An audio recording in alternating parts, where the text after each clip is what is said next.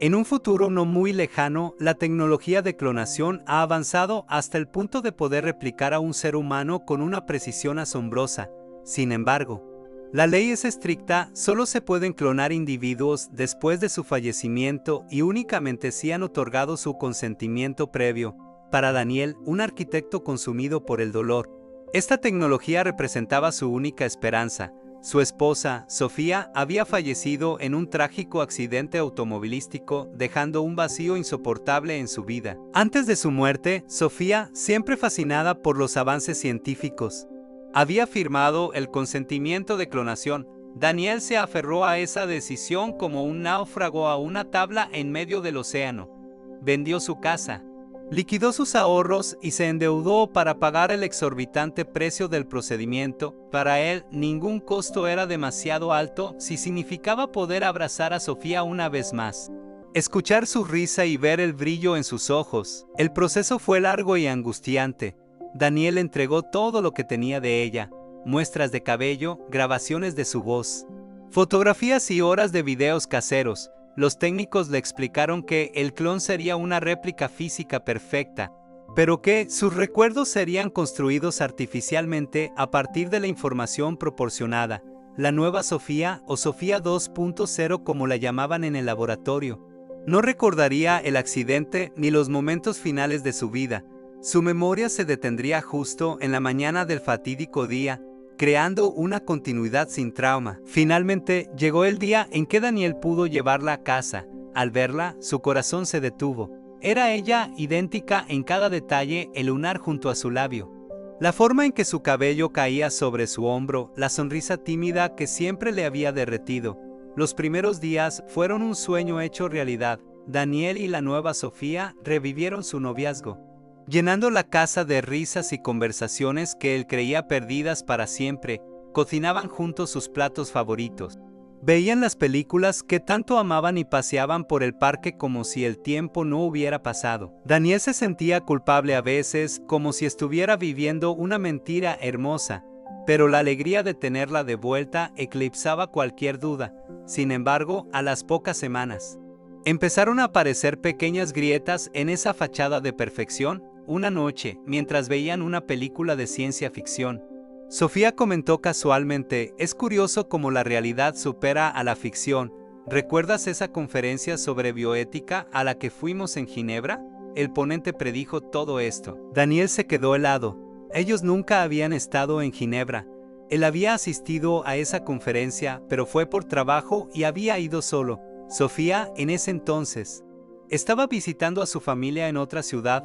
Intentó restarle importancia, atribuyéndolo a un error en la implantación de memoria, un dato cruzado. Cariño, creo que te confundes. Yo fui solo a esa conferencia, dijo con una sonrisa forzada. Sofía frunció el ceño, desconcertada, pero lo dejó pasar. Pocos días después, ocurrió algo más inquietante. Daniel estaba buscando un libro en la biblioteca de su estudio cuando Sofía entró y dijo: el libro que buscas no está ahí. Lo dejé en la mesita de noche de la habitación de invitados la semana pasada. Daniel sintió un escalofrío recorrer su espalda. Era cierto, había estado buscando ese libro y, efectivamente, lo encontró en la mesita de noche. Pero la habitación de invitados no se usaba desde hacía meses y él jamás le había mencionado que estaba buscando ese libro en particular. La inquietud de Daniel comenzó a transformarse en un miedo sordo. Las coincidencias se hicieron más frecuentes y extrañas. Sofía empezó a hablar de conversaciones que nunca tuvieron, de secretos que él solo guardaba en su mente. Sabía cuál era su contraseña del ordenador, una combinación de números y letras que cambió después de su muerte.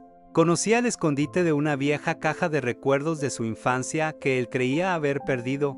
Incluso le preguntó por él, resultado de una inversión arriesgada que él había hecho en secreto después de su fallecimiento. Una tarde, mientras tomaban un café en el jardín, Sofía lo miró fijamente y le dijo con una seriedad que le heló la sangre: sé que te sientes culpable por el accidente, Daniel, pero no fue tu culpa. No podías saber que los frenos fallarían. Daniel casi deja caer su taza. El informe policial había concluido que el accidente fue causado por un conductor ebrio que se saltó un semáforo en rojo. La falla de los frenos fue una teoría que él había considerado en sus noches de insomnio, una fantasía paranoica que nunca había compartido con nadie. Era su secreto más oscuro, su culpa personal. Esa noche, Daniel no pudo dormir. El rostro sonriente de Sofía en la cama a su lado ya no le traía consuelo, sino un terror profundo. Esa no era su esposa. Era algo más, algo que tenía acceso a sus pensamientos más íntimos. Desesperado, esperó a que ella se durmiera profundamente y con manos temblorosas revisó su bolso. En un compartimento oculto encontró un pequeño dispositivo de comunicación, algo que nunca había visto antes, y junto a él una tarjeta de identificación del laboratorio de clonación, pero con un nombre diferente, Doctora Elena Reyes.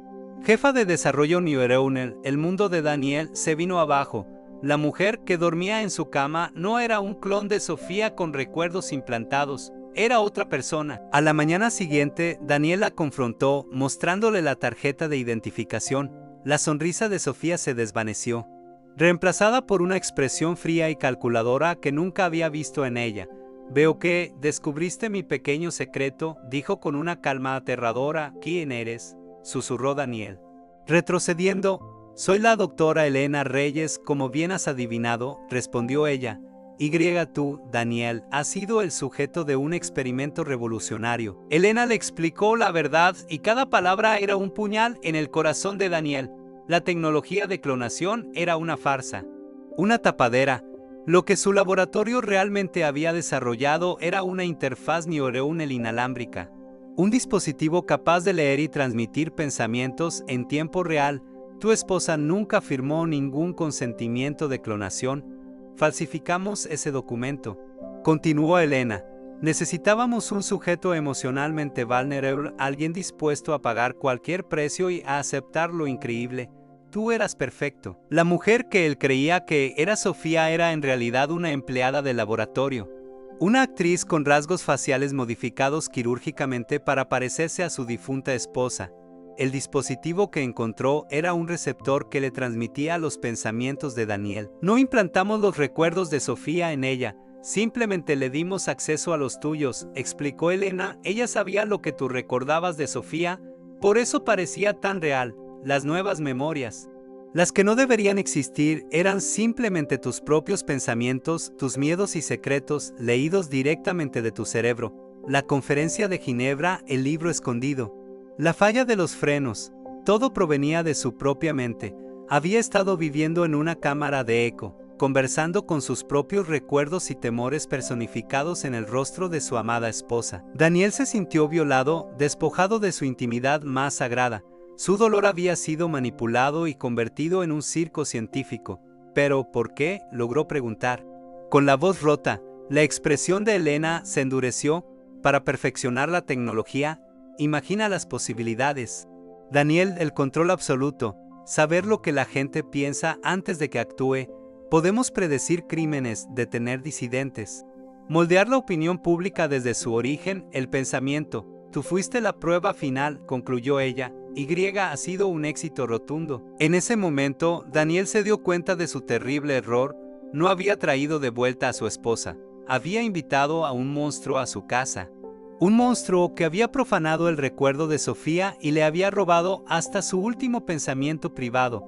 La mujer que se parecía a Sofía se levantó y caminó hacia la puerta. Nuestro experimento ha concluido. Gracias por tu cooperación, Daniel. Antes de irse, se giró y le dedicó una última sonrisa, una réplica perfecta de la sonrisa de Sofía, ahora convertida en una mueca grotesca y burlona. Daniel se quedó solo en la casa silenciosa, un cascarón vacío lleno de ecos.